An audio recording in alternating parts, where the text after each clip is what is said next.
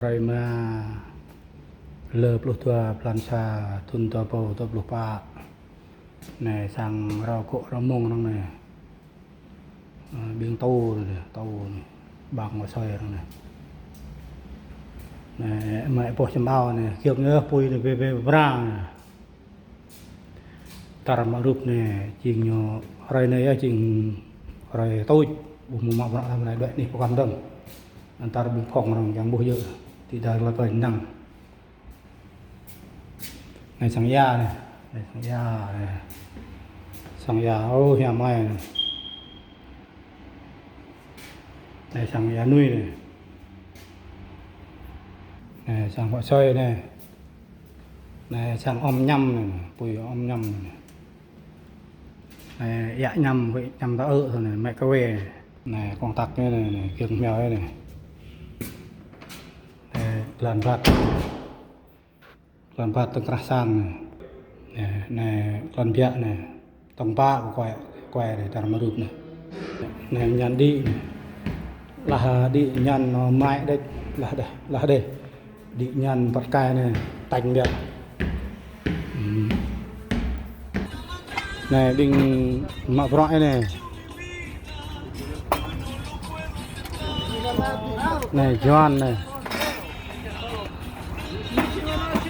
ngạ mạ bọt điền AC trong này về pa tu po điền AC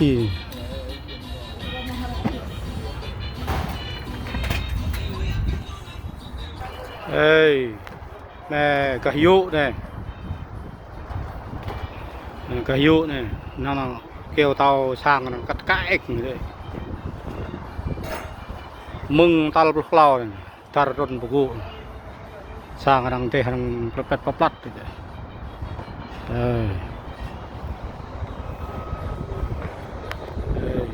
Này cả dụ này, bạn em rồi cả dụ. Này cả ngộ đây. Đây sang prak orang này sang công ty building rock này. Sang này sang cái này trọc vụ. Mông tầm xa trọc bực lao. Này ngộ bục như này. Đây bình quạt hot màu dạ màu miêu quạt này mình ngạ bình điện như này tình thong điện như mấy cái này. Yeah amigo, happy Friday amigo. Này mẹ proc như này đồ đinh mọng này ba hiểu ya rất bự gỗ.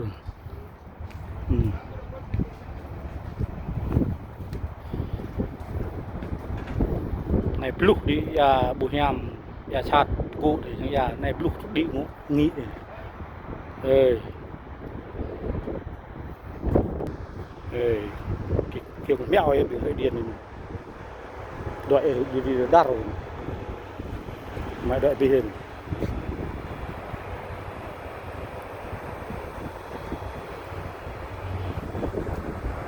ê gì bẹt lao ba tàu vô này ông ngộ bung sạc